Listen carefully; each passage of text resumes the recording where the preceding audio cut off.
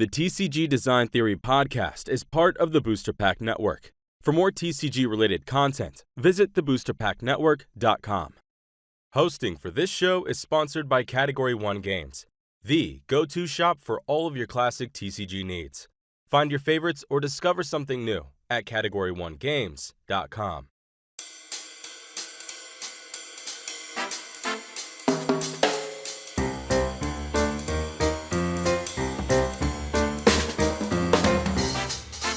All right, hey everybody, welcome to the TCG Design Theory podcast. I'm Jay, and today we're going to be talking about the topic designing around theme. So starting with something that you already have and designing the card game or the mechanics around that.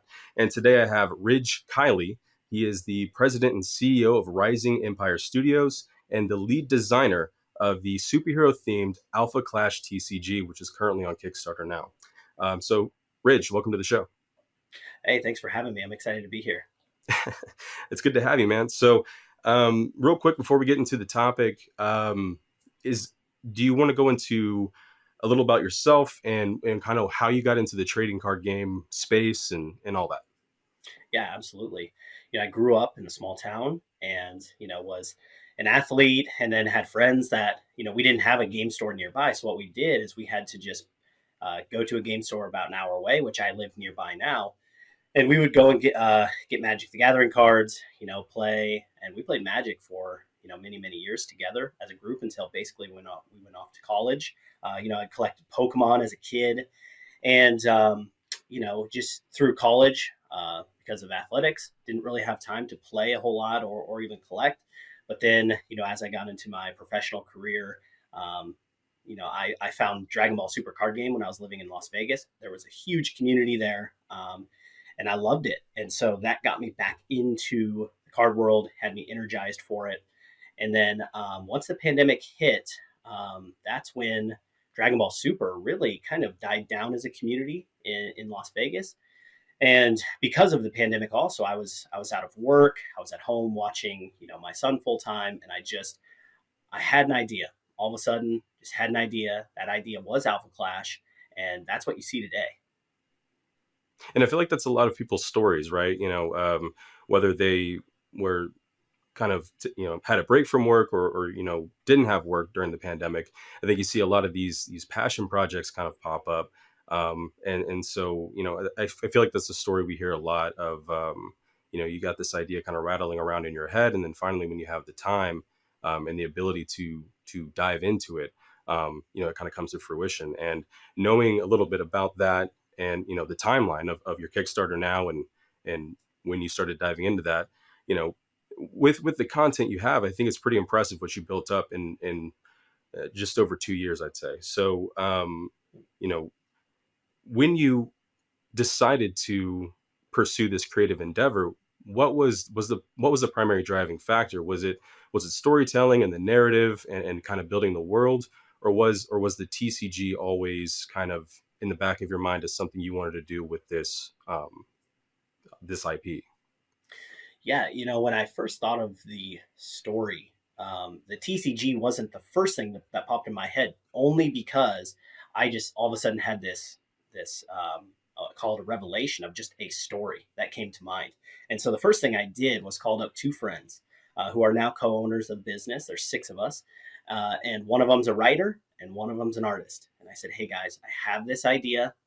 Hear me out. I think it has a lot of potential, but I need your help. And so we sat down, we would do video calls. And then over time, we started meeting together and we just started brainstorming. And so we built the story for, several months. And then I said, just telling the story in my mind is thinking just a little too small. I love card games. I really think that this could be a great trading card game. Currently, there's really no superhero themed card game that's competitive, or at least in the States. And so a lot of it is, either medieval or kind of fantasy, things like that. And so from there, as we built the story, I started to notice, hey, I can use these characters in the game. They'll feel just like how they are in the story. And so we actually used kind of the two of them together. Now, the story has been the driving force first for, laying out the card game. But, what I do is I work with the team and I say, hey, I really want this idea for the card game. How can we work this in with the story? And so there's some give and take there. And we have been working on this story, this project as a whole for about 2 years now. And so, the fact that we have the Kickstarter up and running, that's been, truly 2 years of just daily tasks getting done up until that point. Mhm.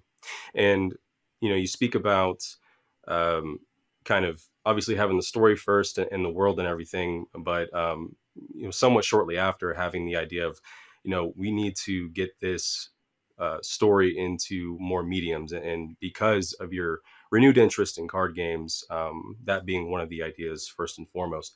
But I do have to ask, there's a lot of different ways you can go with these creative narratives and stories that you make.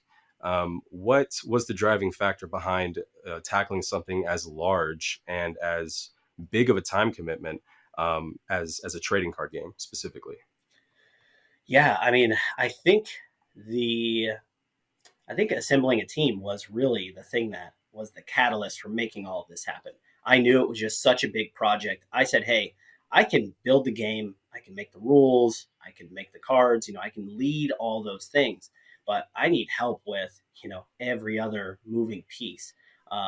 So I think that building the team was really the driving force of bringing the trading card game to life. Because it was just an idea on paper. I would write I like to just write things down. I write goals. I write, what are the weekly tasks? And then when I built the cards, I literally just hand wrote every single card idea that I had. And I would just go back, scratch it off, redo it. And if you look at our early promo cards, or not promos, but proxies, it's me just scratching out and then like, bad handwriting, right there. And so, yeah, it was really a team effort to bring that to life. Hmm. And I think that's important. Understanding that the iterations you have to go through during those early playtesting phases. If you're worried about designing the cards to look a specific way, you're kind of going to be killing a lot of time. Whereas, literally anything like flashcards or even blank cards that you can buy off of, online, and then just scratching it out, it's not going to look pretty, but you're going to get much more information just doing that than you would kind of sitting there and thinking about, okay, does this mechanic work this way or this way? So speaking of the iterations that you took, um, let's kind of start at the beginning in terms of what you wanted the game to feel like, um, to start your design based on the the lore and the story that you had already created with Alpha Clash. Yeah, so the design of the game was first and foremost, I wanted it to be something that I wanted to play. I wanted to have fun with it. I could have created a new idea, something that's never been seen before, but if I didn't like it, that's not really something that I wanted to spend time on. So you see a lot of inspiration from the games that I have played or ones that I've just watched and liked. Magic the Gathering, Dragon Ball, Hearthstone, Yu-Gi-Oh, the old school World of Warcraft trading card game. Like they all had great mechanics that worked really well, and so um, I felt like those were the core things that I want. And then, okay, how do we fit the story in? How do we make it feel like superheroes fighting? And that is what Alpha Clash was. It was a lot of mechanics um, that are mainstream that work really well for the top games. That's what draws players in, but also what's something that makes it unique and refreshing, that is also going to draw them in. And so you see a lot of inspiration from those things, but none of those things are exact replicas. All together, it creates a brand new game that hasn't been done before. And so it really it almost just came to me, just like the story. The story is massive. We could tell it infinitely if we wanted to. But that just came to me, and so the game did too. It just was like, okay, I have these ideas. I'm going to run it and test it, and then after a couple tries, I was like, okay, I think I have the core. Now we've changed things over time just through testing, but in general, the core of the game, the core of the original cards and the designs, it's all there. So it's been a fun process to build, and I'm really excited for people to get it into their hands. Yeah, for sure. I'm excited to to get it as well. So I saw the Kickstarter, and I backed it, and I was like, I had my own thoughts, over the years of hey, there's not many superhero type trading card games. Most of them are more tabletop, standalone, or expandable, or anything like that. So a trading card game that tries to dive into that, especially with the lore and the story that you guys have built up, is just really enticing. So you speak about the mechanics that you've um, liked from other games, and I think that's where all creators kind of start, like you said, inspiration from other games. Were there any mechanics that you really liked from games that you've played that didn't really quite fit with the world of Alpha Clash? Um, I don't. I'm not too sure about things that didn't fit. I mean, certainly, you could have used, just like for example, magic. Like there's no leader or anything on the field. It's just when you attack them, like you're attacking the person, the spellcaster, if you will. Like for me, that didn't work because you need a character on the field. It's about the superheroes fighting, if you will, the alphas. And so I guess there were things that it was like, okay, that definitely doesn't work for this. But I really focused on what can work rather than what doesn't work, and that was actually a smoother process for building it. And we could have done maybe just like a single superhero fight, but again, if you read the story, like it's almost never like that. It's never just like this one-on-one showdown and that's it. It's always just chaos. And so I wanted it to feel like that, like a world that has evil superpowered beings fighting, and now you're controlling that, and you're kind of creating your own what if scenario. Right. I think that's great, the whole what if scenario, especially with the popularity of Marvel and everything like that, and the sheer amount of superheroes. I don't think people tire of you know exploring different stories in that kind of space. Um, so you mentioned that in a way that you kind of made things work, to the best of your ability, that you found the ways that worked versus what didn't work with your story. Um, so was there any particular method that you used to kind of identify, based on what you had already fleshed out in your world building and everything, what some of the primary mechanics of the game would be, some of the core mechanics of the game? Yeah. Well, the core mechanics are like most trading card games. You attack, you defend, you play counters. You do things that the best games do because that's just what mechanically works, right? But then also, like I wanted it to feel like heroes were fighting. So if they can fly in the story, they can fly in that. If they use weapons and traps and things like that in the story, that's how they operate in the game. If they have clairvoyance, they can see into the future. Okay, how do we tie that into the game? Well, if you wanted to control how you looked into the future of how you're playing your cards, all right, let's figure out what cards are coming on through the top of our deck, or how can we manipulate that. So it was almost like finding ways to apply powers from the story into the card game that felt organic and not forced. And so I think we've done a good job at that so far, just through play testing. People seem to enjoy it, um, but I guess you guys will be the ones that let us know for sure. Yeah, for sure. And taking a look at the gameplay and kind of the tutorials of how this game works, I noticed that you're using kind of like a magic style resource mechanic, but without lands, essentially, which I know other games have done, where you're using cards as a resource. And I know a lot of games recently have used that with a lot of success. Um, how does that balance in with the different types of cards, for people who want to build decks that have more than one type, obviously? But how did that mechanic come about? How was that decision made, especially with the thematics of the game, to use that particular resource system as opposed to something that was a little bit more, um, maybe classically traditional, or maybe something even a little bit more straightforward? Yeah, so I actually had thought about, do we use specific, like land type system, or do we do something more like Hearthstone, where it's just automatic, mana generation every turn. That also crossed my mind. But what I like about using resources from your deck is it makes you think as a player. What are you willing to give up? Knowing, if you know what's in your deck, you know your ratios, you know all these things. What can you give up, or what are you willing to give up every turn? Kind of almost hedging your bet that you can get that card back later, or just strategizing based on what you draw. Okay, well, I really don't like that I have to put this down, but I'm forced to. That definitely changes the outcomes of the game sometimes. And so I felt that it was just really flexible in deck building design, because what really helps with making Alpha Clash unique.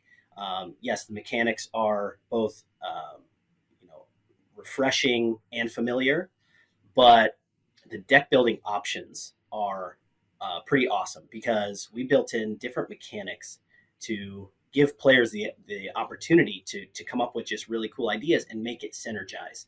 And so by using resources from your hand, now you have specific colors that each card is, and when you put it into your resource zone, it gives you that color. So if you're running mono colors, you don't really have to worry about that. But once you start to play multicolored decks, then now that adds another layer of complexity and trying to think ahead on what exactly you're going to do. So yeah, we can talk more about the mechanics of, okay, what makes deck building unique, but in regards to the resource design, that definitely influences it as well. For sure. Yeah, and actually, just to hop right into designing your deck and everything, obviously a classic staple of a lot of card games is having the different colors or factions or elements, or XYZ, whatever. There's thousands that I'm sure you could fit in there. What was the what was the primary part of your story that you were using to distinguish the different colors or factions or types of resources or cards? And did that change at all, or was it pretty much like we knew where we were going from the start? Yeah, it actually, that one came to me quicker than some of the other mechanics or creative ideas did with the game. And because there are alphas in the story, there are alpha hunters, there are rogue-like characters where they don't really have like an agenda per se. They just have their own, an agenda of their own.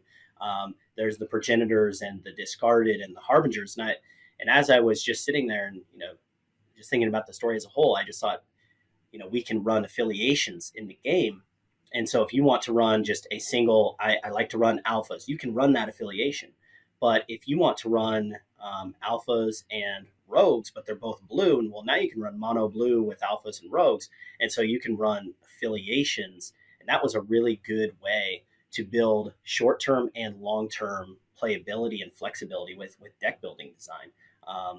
We've got the affiliations, we've got colors, we've got the planet. So as the story expands and they go to more planets, then you can start running planet specific themed decks. So maybe you run a multicolored deck, but it's just all based on Earth. you know and then we have keyword names. So as the cards and the story develop, more cards get released. For example, magnate clash cards gain +1/+0, right? And so then you can use really those four things to really design and build your deck around, and also your contender, the person that is on the field that's kind of leading the fight. um, they're also going to be that fifth element of deck building. So with contenders that continue to release over time, and then new characters, and all the different options, there's actually a lot of flexibility with deck building. And just in the first set alone, although there's only 132 cards, which it's a pretty good amount, but it's not like there's 300 cards or anything like that. Through playtesting, we've seen several different deck builds. I mean, many that are competitive, and so we're excited to see how that plays out and see what the players can come up with, to see if there's anything that we haven't thought of internally. Hmm. And I know a lot of designers use um, the differentiations to encourage diversity in deck building.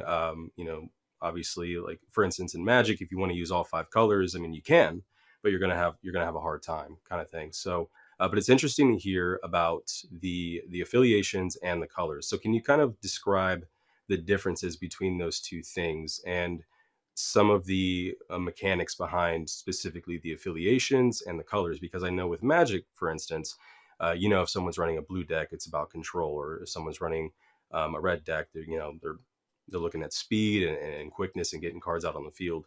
So, what are some of those examples for some of your um, card distinctions with affiliations and colors? Yeah, well, in the long term, through deck building design, we're actually going to kind of flip that on its head. Where you might, in the first set, maybe it's red. We kind of call it a like a controlled burn. It's a new way to do what we call non-clash damage. But there's benefits, there's pros and cons of how you operate that. So instead of just being fast paced, go go go, you would probably need to build that with another color to make that more effective rather than just running it as pure mono red. So each of the colors definitely have a generic design with them, and so I would say blue is more tempo based. White is healing and drawing if you run those as mono colors. Red kind of a controlled burn. Green uh, runs pretty well with control, and then black is a little aggro based, and it also runs with weapons and things like that. But once you start to mix them with other colors, you actually have different options and different play styles that you can do. So um, in the first set, we really feature three affiliations mainly. We've got the rogues, the alphas, and the alpha hunters as contenders, excuse me, and as playable cards. Now we do have other affiliations that we are, kind of foreshadowing. We're giving them early support now, so that when we release them in full, they have more cards in the card pool. For example, the discarded and the progenitors. In the next set, you'll see the harbingers. But so with alphas, you have red, blue, and green that are all alphas. White is primarily rogues, and black is alpha hunters. And so the affiliations are in the bottom right of the card, and it's just a symbol that's very recognizable.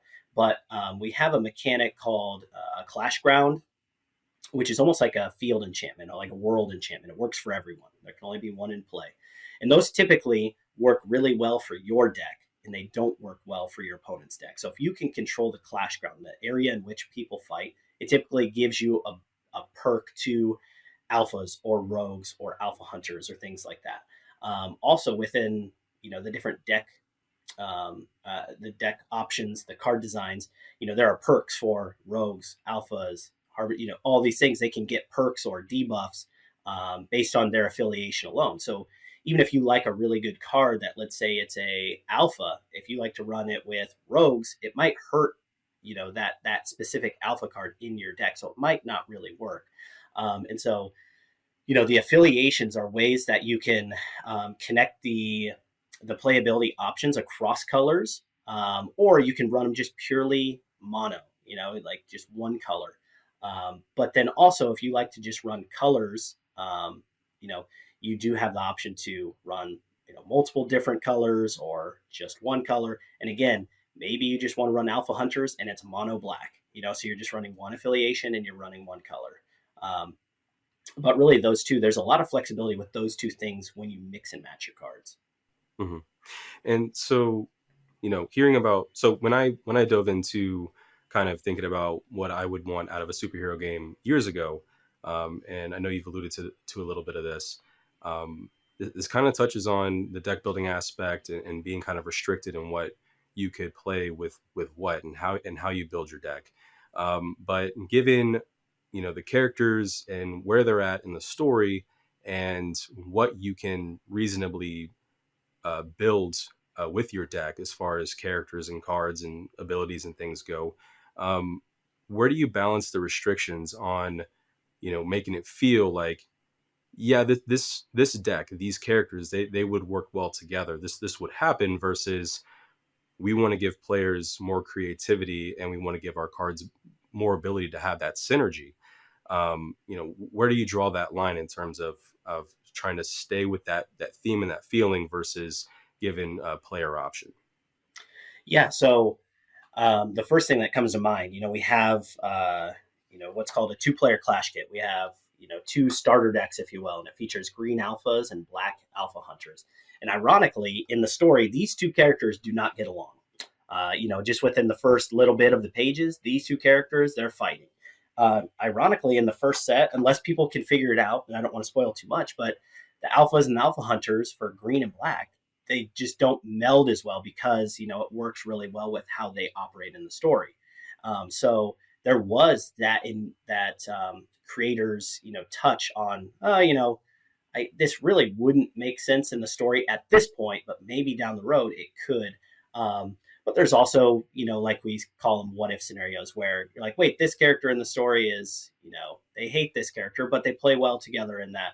And so, there are some things that we did control, but there's other things that, we just want them to have the creativity to say, well, what if these two characters got along and then they joined up to fight these other two characters, And so it gives that creativity to kind of create your own battle, if you will. Mhm. Yeah, and I love the way you label that. And I know it was touched on before, but the what if scenarios, and especially with superheroes, and especially now where we're at, the multiverse and anything is possible, and everything's getting retconned or whatever like that. Giving the players the ability to not only synergize with cards mechanically that they want in their decks, but also to feel that narrative control of yeah, I understand these characters may not like each other, or it doesn't really make sense that this character is doing this, or that these would interact, but kind of creating your own headcanon and the story of the game itself, I think is something that's lost in a lot of projects nowadays. And so that is really interesting to hear how you meld not only the game and trying to make that the best it can be, but also adding another level of storytelling on top of what you're already providing to your players. So I think that's fantastic. But probably one of the hardest things that I know to just get right in card games, because trading card games, they have a lot of I mean, this is just a random number, but maybe 95% of card games are going to have combat, right? They're going to have that conflict between you and a player, um, or multiple players, right? How do you get the feeling of the Alpha Clash world and the lore, and the characters? How do you get that feeling and put the players in their shoes? And also, how do you make it to where combat feels like it's something that is um, not a drag, that it's not necessarily fast paced, but like you said, refreshing, and something that people can look at and say, hey, that's you know this is easy to understand, easy to get into, but complex to play and to mess around with. Yeah. So, your first question, how do they feel like they're hopping into the world? That's through the artwork. The artwork is what we feel really draws them into, you know, uh, feeling like they're in the world, like they're piloting the characters themselves. Because we do, for most of the cards, we take instances of the story and then we make that into a card. Yeah, sometimes there are things that may not be in the book or the graphic novel physically, but it's still technically canon because it's in line with how that character operates. And so, through the artwork, through the locations, the Clash grounds, when they're in Grant Park, that happens there. When they're in San Francisco, that happens in the story. When they're in New York, it happens in the story. There's these instances, um, through the Clash grounds and through the cards, and you can recognize if you've read the story or the first graphic novel, like, oh, I remember this part of the story. And that's kind of, if you could translate that into a playable card, that's what it's like. Um, and so, how do we then translate it to, making players, I don't know, be able to play the game, battle within the story and things like that. I think one, you make it an approachable game. You don't make it overly complex that it's a rule book that's just stacked a mile high and all that. But you also, uh, you know, my goal is to make them feel like they are controlling the character. So if you're playing as Magnate, how would Magnate operate in this fight? And that's how the cards play. They play how he would operate. He's powerful, he's controlling, he's dominant, and that's his style of gameplay. And so when you're operating all of his cards and the contender, that's how he feels. And so hopefully the players feel like they're kind of hopping into each character, and kind of piloting their body in the the what if scenario, if you will. And you know, I think they're going to enjoy that part, and really tying in the lore was really what we wanted to do something that I guess newer games for the most part aren't doing, or if they are, I guess I don't know about it. But Pokemon and Yu-Gi-Oh, when those first came out, they had shows, and that's what people really bought into that and they loved it. They had their favorite characters or whatever, and so that's what we wanted to do too, is to introduce that, give that. That medium, because we want to tell the Alpha Clash story across multiple mediums. If you like to read books, you can have that. If you like comics, great. If you like to just play games, great. We'll give you that. If you like all those things, you can learn everything you want and more about those things. So, hopefully, the art draws them in, and the mechanics and how the characters and everything operate makes them feel like they are jumping into the world of Alpha Clash. Mm-hmm. And you said specifically, for they're playing a specific character, and they may be wanting to play that specific character because they enjoy that mechanic of the game and things like that. Did you envision using the character cards as sort of a anchor point for deck building, or was it more so more narrative focused? Was it one or the other? I don't know if it was one or the other. There were certainly certain characters that, I mean, they just stand out in the story, through design of the writer, but also um, sometimes people just are drawn to certain characters. And so from a design standpoint, I really plucked those characters out and said, okay, how can I make this work? Because people do like Moxie or Magnate or Mean Streak or Clarity or Haven. They're drawn to these characters. Okay, so if I were to put them onto a playable card, how do I make them feel like that? But also, like, the story and the lore is driving those things. So I think those two things work together. But the lore really just gives me the foundation to pull from, and then where my vision is of how I want these characters to operate in the card game also helps me go back and forth to the story in the game and figure out how to best balance those two things. Mhm. And touching on that, so kind of looping back into combat, because obviously that's one of the main facets of trading card games, or just the conflict in general between you and the other player or players. um, what were some of the challenges with making a combat mechanic that was, as you said, familiar but refreshing, but also stayed true to what players would feel if they were reading the source material? What were some of the challenges in fine tuning a combat system that not only you had to figure out on a one-on-one situation, but I believe in a group situation as well. You have some game modes that are 2v2 and have groups of people. So how challenging was that, and where do you balance those things?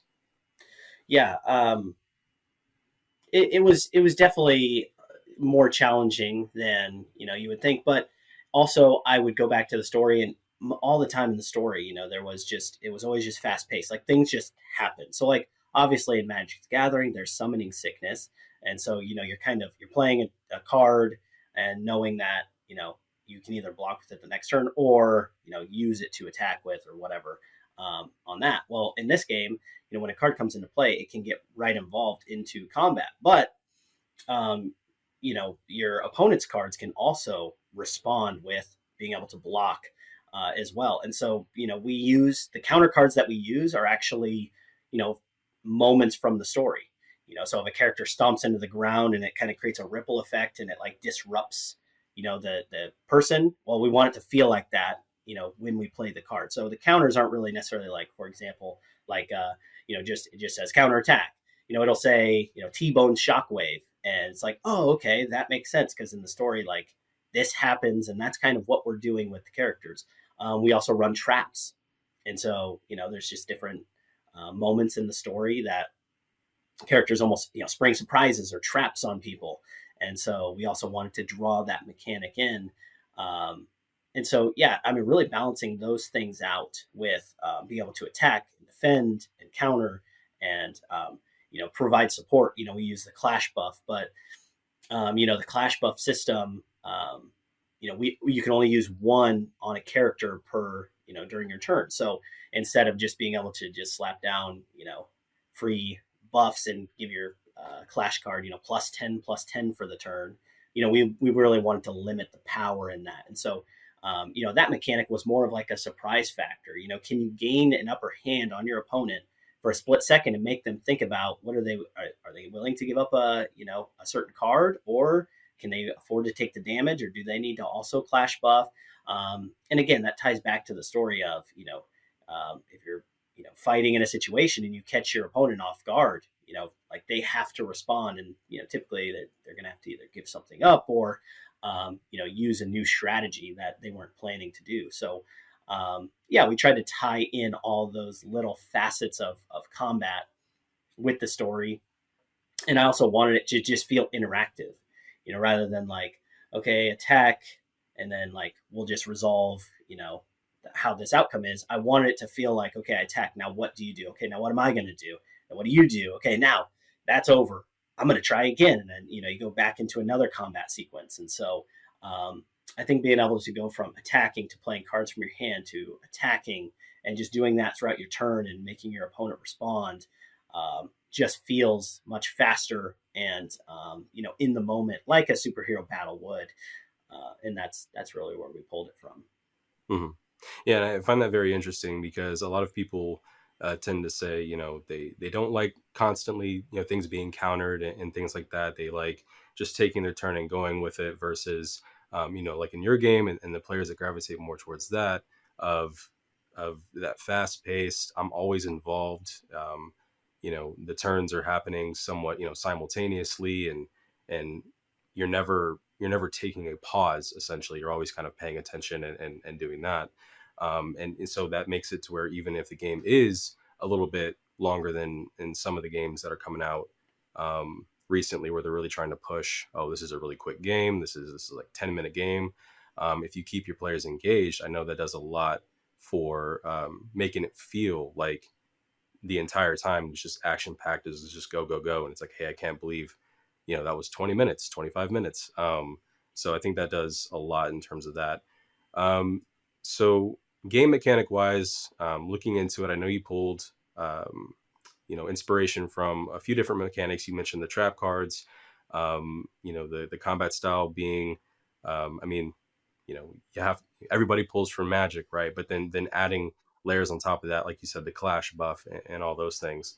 um, where do you start to balance the game design in terms of gameplay with the game now as a product? So because to you, this is a big world, right? Like the product isn't just the game. The product is Alpha Clash. It's the whole ecosystem, right? So where do you what decisions do you make in terms of product design that play into the strengths of your narrative? Yeah, that's a tough one. Behind the scenes, we are working on multiple sets, multiple booster sets, and saying, okay, this is where we want to create these designs, these mechanics, and all that. But it's also because that's where the story's going as well.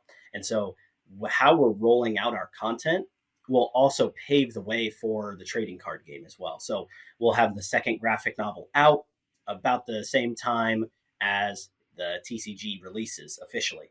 And then we'll have the book, the full book that comes out. And then, that will come out before the third graphic novel. So if you want to know what happens in the story, well, now you got to actually read the book.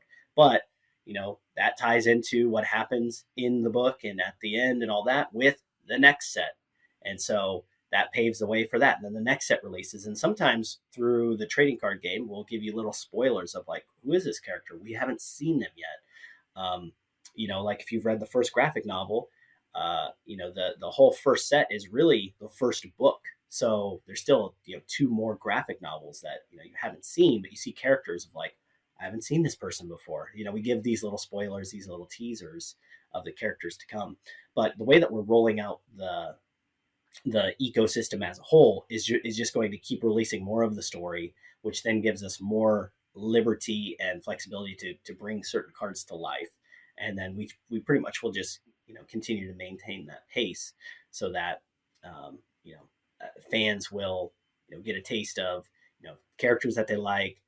They'll feel like there's an entire ecosystem of content to consume, and everything will be you know everything will tie together. It won't be, hopefully, if we design it right, it won't be, you know, um, counterintuitive to this or conflicting. Like, wait a minute, this didn't happen in the story, and this character doesn't operate like this. So trying to use the narrative to drive the design, and then use those two things to just really, roll out together. I guess three things: graphic novel, and trading card game. Hmm.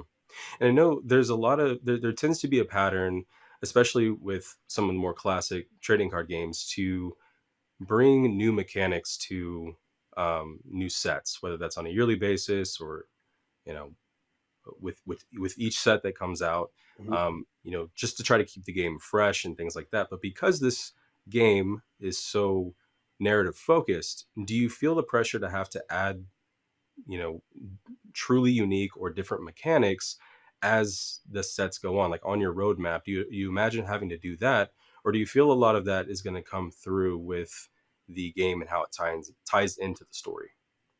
Yeah, it's going to be a little bit of both. What's great is we know what character or how characters operate, and so that's where you see the original card designs. And then I also know, okay, this is where I want to go. Over the course of set 2, 3, 4, 5, 9, 12. Like, this is the vision for it. And so what I have to do in order to get those there is work with the writer, figure out, okay, this, these things are happening in the story. The characters operate like this, correct? Yes. Okay, great. And then just keep maybe even refiltering in certain characters or finding out fan favorites.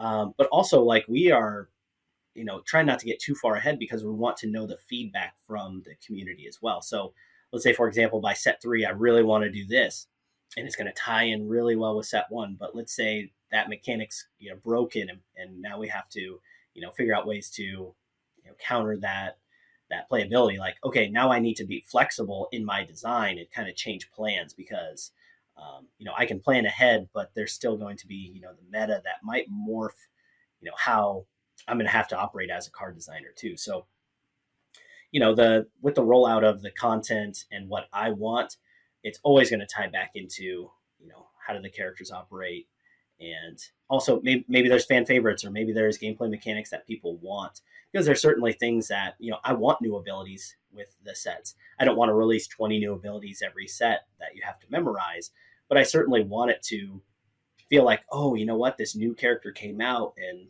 they've got this cool ability. Okay, well, how do I bring that into the game? And that's really what we'll try to do. The first set is a great introduction into the story and into just general TCG mechanics. Breakthrough and flight should feel familiar for Magic players, but then operating with just new things like a mechanic called Barrage, things like that, where, oh, okay, that's how Machina operates in the story. Just trying to be original and true to the story, but also not getting too crazy with abilities that it's like, oh well, that doesn't really work in a card game. So it's actually a hard balance to maintain, but I think we've got a good team behind it to really make it come to life and feel like, oh, okay, this does work. Hmm. Yeah, I find that interesting that you bring that up, because something that I've always believed heavily is that the creators that listen to their fan base or their players or what have you, their audience, um, those that listen to them and take their feedback critically, I tend to think that they have like a better product, they have a better game, but of course within reason. You're always going to have people that are wanting things that are a little ridiculous, like Right. maybe they were playing one of the broken decks and it's like, no, please don't get rid of this because um, this was winning me a lot of games. Right. um, but it's good to know that I think your priority is always going to be the lore and the story. And so I think if it comes between choosing a mechanic or choosing something to change in the story, then you would probably choose changing the mechanic. Is that correct? Yep, that's right. Okay. And to this point, then, has there been anything?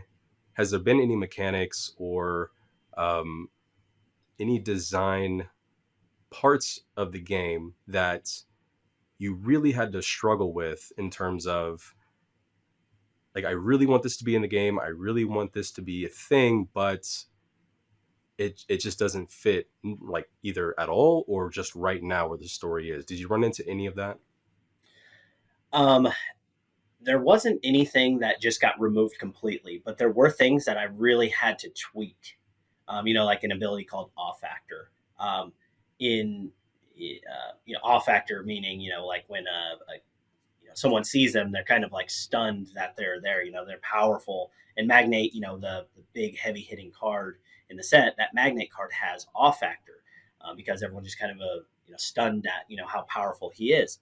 But just through playtesting, it was too powerful, and so we really had to go back to the drawing board and say, okay, how can we make this still fit in with how the character is and how people would respond to this character, popping up in front of them to fight, but just not removing it. Okay, how do we adapt? So there were mechanics like that we either had to table, because I think when I first designed the set, there was about 25 different ideas that I had of abilities, and one of the consulting a great friend of mine, just said, "Man, this is just too many card abilities for the first set." And I was like, "You're right. I know. I want to do everything."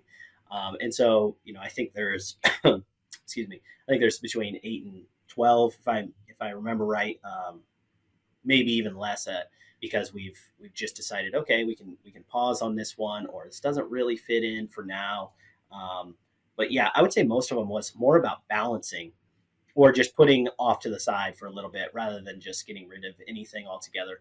The one thing that was removed was just like a discard mechanic of like a deck as a whole. Because when I first created one of the deck designs, Magnate, it was discard, and basically it was just a toxic deck build. It wasn't even fun to play against, and so that was the very first design that I did. I just had to scrap it and start over. And so now I think it actually works better with the story, the way that he plays. But yeah, I mean, if there's anything that completely got removed on a large scale, it's discarding cards. It still exists in the game. It's still a great card mechanic strategically, but the amount of power that one had was, we had to get rid of it. Right. Yeah, and I think that's important, because even if it does make sense, to have an ability that or a mechanic that does that kind of thing, if you're sitting there and feeling, oh, this is just not fun, then you gotta take a step back and think, we are making a game. Games are supposed to be fun. At least that's the general consensus. Right. Um, and making that decision, while also making it stick with your sorry, making it stick with your source material. So we've talked about a bunch of different areas of the game design, from resources to combat, deck building to the general, um, you know just the sheer amount of mechanics that the game could have, um, and how that ties back into your theme. And I think, the theme here, no pun intended, that was awful. The theme of this whole thing is using your story or using your intellectual property as your foundation. Kind of like one of those hard rules. I think in trading card games, it's, if the text says one thing on the card, it trumps what the rule book says. You always go off the text of the card. And I Right. think in this case, the text of the card is the lore of the story. Yep. So I think that's a really helpful thing to have as a designer. Um, but I also understand it could be, frustrating to have to, um, change things and limit things because of that. But you did mention, 25 abilities, and obviously you have all these ideas, and from talking to tabletop game designers, both in the trading card game space and the tabletop game space, that seems to be one of the biggest issues. Is starting off, you want to dump all these ideas into the game, and then you have to take a lot of them out because you're trying to build this one standalone game in terms of, tabletop game designers. So in trading card games specifically, I find it interesting that you can kind of table some of those things, right? It's like, okay, this will come out in a later set, later expansion. How do you decide what which one of those mechanics and um, which aspects of the game to table versus which ones to bring out in what set, and does that affect the trajectory of the story at all in terms of um, wanting to bring out a specific superhero ability, but maybe we're not quite ready to get into that character's story just yet?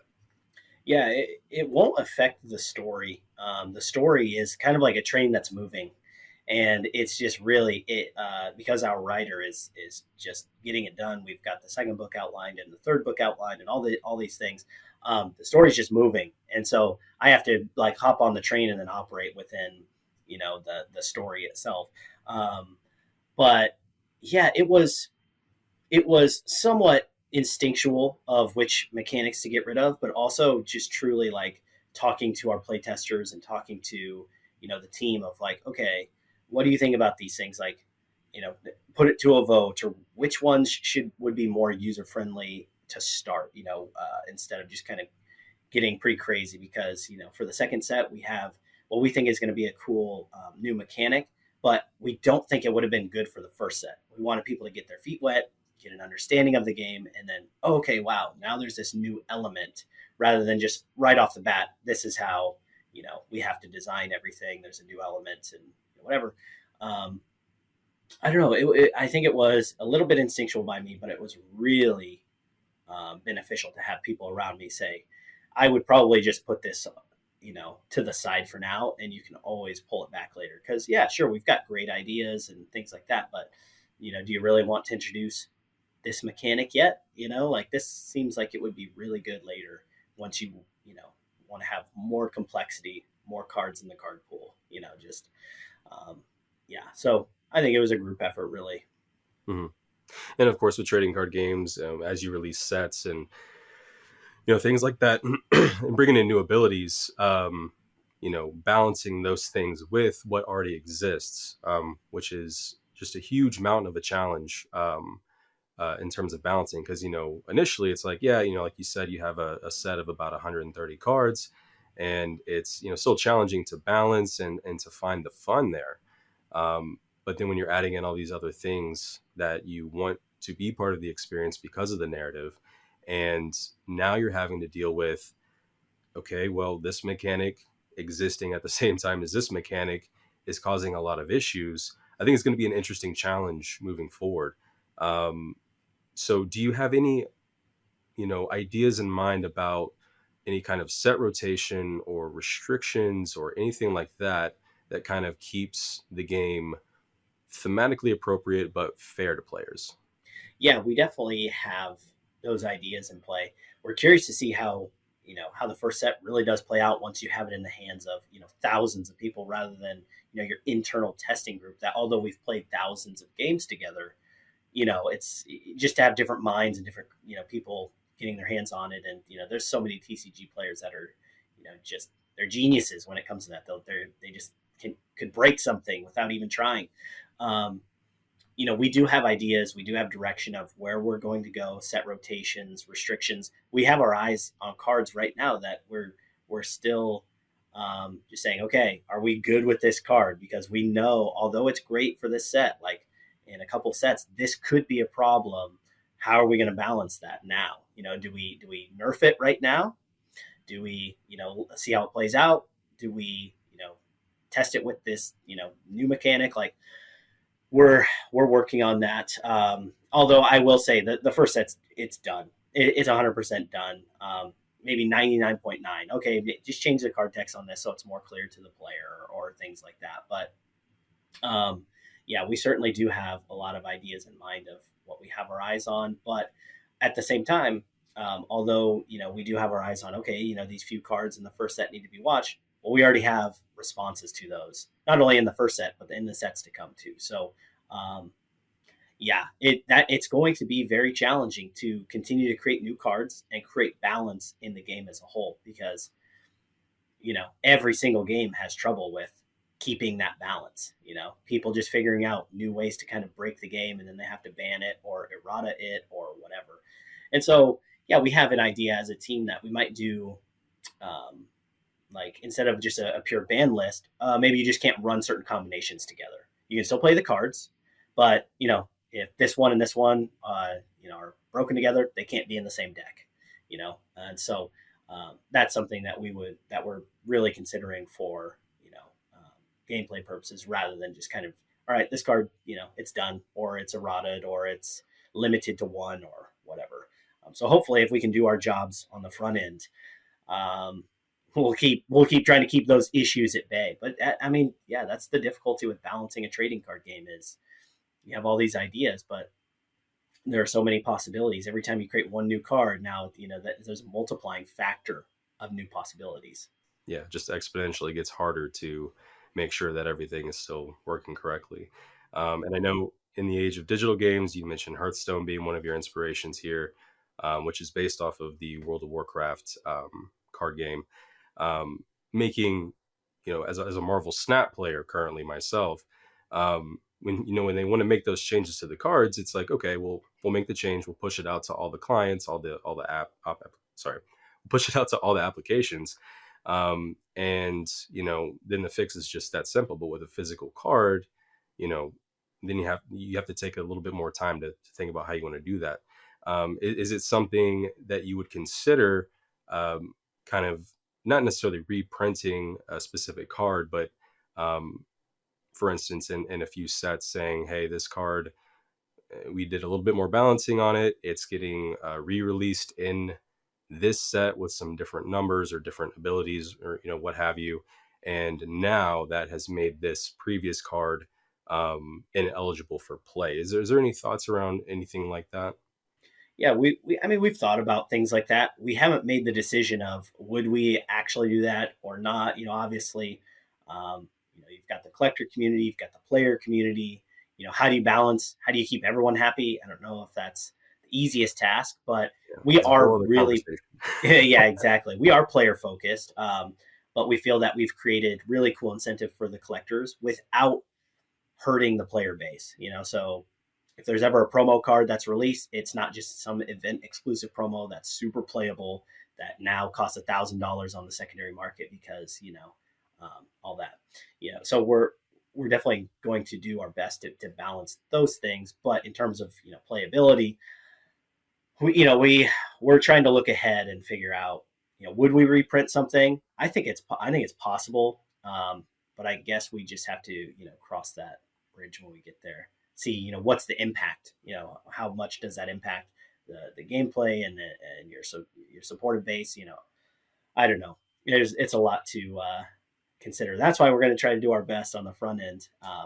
With multiple months and many different play testers going into it. But again, that is the challenge for the card games, is to figure out how to keep it. And most of it's inevitable. Every single game has unintended consequences, but you know, we're trying to do our best to learn from others and try to adapt. But Right, of course. It's we'll always just definitely build cross that. upon.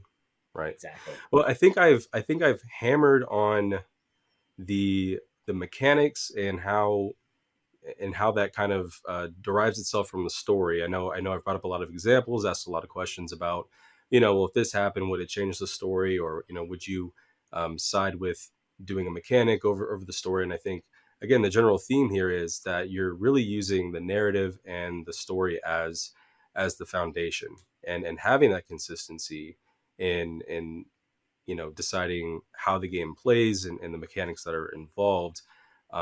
It seems to me like it's a big strength more than it is a hindrance, or a challenge. Would you agree with that?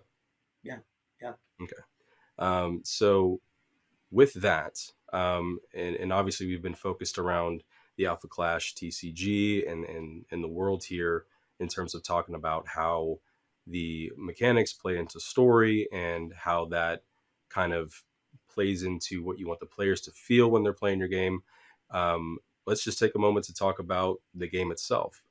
What do you, if you had to pitch the game to me, like a 2 minute elevator pitch, especially to a TCG player who, everybody considers these lifestyle games. They don't want to play multiple TCGs at once because it's like you invest so much time and money, and energy into one over the other.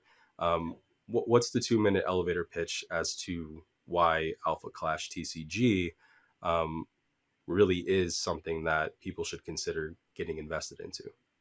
Yeah, absolutely. Well, first, the gameplay is super fun.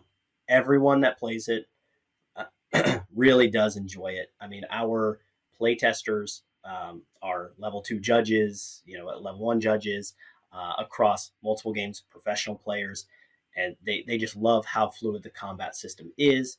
And then I think that we are doing things different compared to most games now, where there is a story. You are invested in the characters. You do feel like you are piloting the characters from the story, and I think that the combination of those two things is really what drives this as a very unique option for players. And not only that, we're rolling out an entire franchise with comics, with books. The TCG, of course, is our flagship product.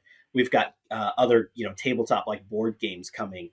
There's just so many things in the pipeline with the franchise as a whole that will be rolled out over the years. And if you check the Kickstarter page, like we do have a rollout plan of our content. So, this really is a franchise rather than just a one TCG set or, this one thing. You have a lot to get invested in with this product. Right. And I think that's important. If a player is going to get invested in your game, they want to know that you're invested in supporting it for the long run.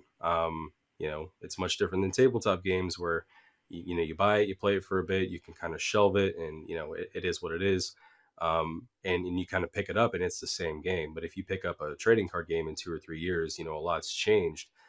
So TCG players are definitely the kind that want that expect that constant investment from the creators to keep that product fresh and to also keep the game, fun to play, and everything else like that. So with the Kickstarter currently going, I know you guys have obviously funded. You guys are doing really well right now. How can people reach you? How can they find out more about Alpha Clash and just this world in general?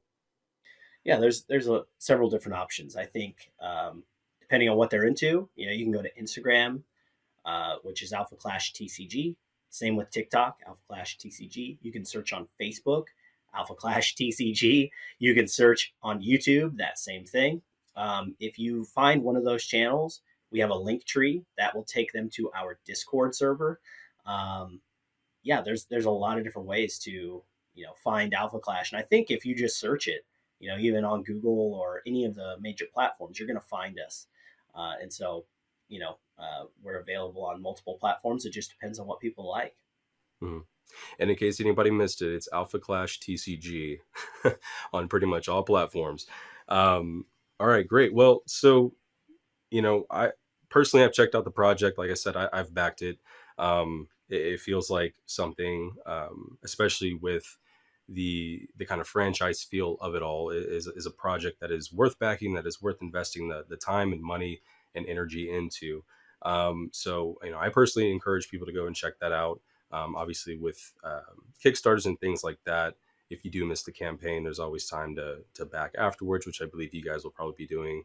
I believe it's a backer kit, or just some kind of way to opt in after the campaign's over. Um, but yeah, I encourage people to go check this out. Um, but And that ends on January 10th. So our Kickstarter campaign, we actually did a long one. It was 49 days, and we said, okay, if you want to get in early, here you go. If you want to buy into the deals that we release throughout the campaign, perfect. If you want to wait until after Christmas, it's ready for you. Get through the holidays. But January 10th, and then we will, like you said, we'll move into the backer kit phase, the fulfillment, and just customer management software that offers. And then that's the second opportunity, if you will. Mhm. Yeah. Well, yeah, I think it's going to be a successful project. I can't wait to get my hands on it personally. Um, and you know, once again, Ridge, want to thank you for your time coming on here talking about, um, you know, all the different kinds of design problems and challenges there are with creating a trading card game in general, but doing so while maintaining, staying true to that source material. Um, but if there's anything else, feel free to go ahead and say it. If not, I appreciate you coming on. No, I appreciate it, Jay. It's been awesome, and looking forward to just keeping the conversation going. All right, sounds good. All right, appreciate your time. Thank you. Yeah, thank you. All right, so that was Ridge Kiley. He is the president and CEO of Rising Empire Studios and the lead designer of the superhero themed Alpha Clash TCG, which is active now on Kickstarter and has about a month left to go. So, definitely recommend checking that out. If you want to keep up with this particular podcast or show or anything else that we have in the network, feel free to visit our website. That's theboosterpacknetwork.com. From there, you can find us on Discord, on YouTube, and our social handles are at TBPN Content. And that's on Instagram and Twitter. And if you'd like, you can also visit us at CCG History on Facebook to find our content posted there and to get involved there as well. Also, want to talk about our sponsor, which is Category 1 Games. We talk a lot about independent trading card games that come out and what's new, but Category 1 Games does something amazing, which is it provides access to a lot of older, out of print trading card games. So you got things that have IPs like Star Wars, Lord of the Rings, things like that, and it's just really fun to dive into the library there and figure out something that you may have played or may be interested in that you just can't get your hands on anywhere else. And they're a great source for that. So that's category1games.com. They just have a really unique and excellent selection. So aside from that, I just want to thank Ridge one more time. He was an excellent guest and just got a lot of good insight on designing around theme and really sticking to the story and the world that you build, and then building a game off of that instead of kind of meshing the two and going back and forth. So it's just a lot of good insight there. And I want to thank you guys for tuning in, and we'll see you next time. Thanks.